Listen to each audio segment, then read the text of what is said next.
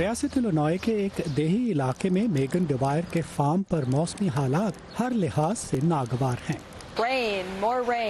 30 سالہ میگن نے فصلوں کی بوائی کے موسم میں اتنی زیادہ بارشیں پہلے کبھی نہیں دیکھی۔ تقریباً 2 سینٹی میٹر بارش کل رات ہوئی ہے۔ ہونا تو یہ چاہیے تھا کہ اس وقت تک ہم مکئی اور کافی حد تک سویابین لگا چکے ہوتے، مگر ہم شاید ابھی تک صرف 5% کر سکے ہیں۔ حالات میں بہتری کا کوئی امکان نظر نہیں آ رہا۔ مئی کے آخر میں ریاست الینوائے کے کسان اپنی 35% فصلیں بو چکے ہیں۔ اس کے مقابلے میں بیشتر سالوں میں اس وقت تک اوسطاً 95% بوائی ہو چکی ہوتی ہے۔ میگن اور ملک بھر میں اس جیسے کسانوں کو جلد کوئی فیصلہ کرنا ہوگا۔ الینوائے فارم بیورو سے منسلک ایڈم نیلسن کہتے ہیں کہ مسلسل بارشیں کسانوں کو معاشی طوفان میں دھکیل رہی ہیں، جنہیں متواتر 5 برس سے زرعی آمدن میں کمی کا سامنا ہے۔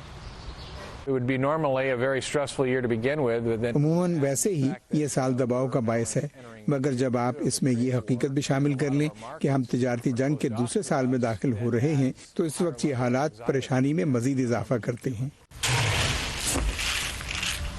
حال ہی میں امریکہ اور چین کے درمیان تجارتی مذاکرات کی ناکامی نے میگن کے مسائل میں اضافہ کر دیا ہے۔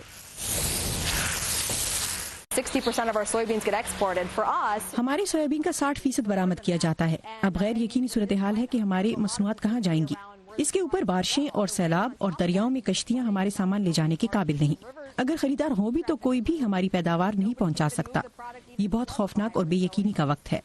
pretty scary and uncertain times. صدر ٹرمپ کی جانب سے کسانوں کے لیے تجویز کردہ $16 ارب کے مجوزہ پیکج سے کسانوں کو کچھ مدد ملے گی۔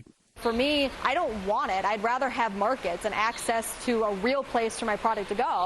مگر دوسرے کسانوں کی طرح میگن کے پاس حقیقتاً اس کے سوا کوئی چارہ نہیں کہ وہ گزارے کے لیے یہ مدد قبول کر لے، مگر اس طرح کی امداد کے ساتھ بدنامی کا عنصر بھی ہے۔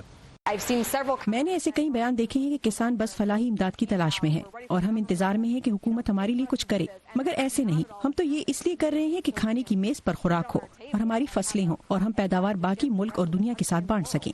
مگر اس سے پہلے کہ کسان اپنی پیداوار لوگوں میں بانٹ سکے، ضروری ہے کہ آسمان صاف ہو اور گرمی ہو، میگن کے کھیت سوکھ سکے تاکہ وہ ان میں کاشت کر سکے۔ کم از کم قلیل مدت میں موسم کا حال میگن کے لیے امید افزا نہیں۔ کین فرابا کے ساتھ ندیم یعقوب، اردو VOA۔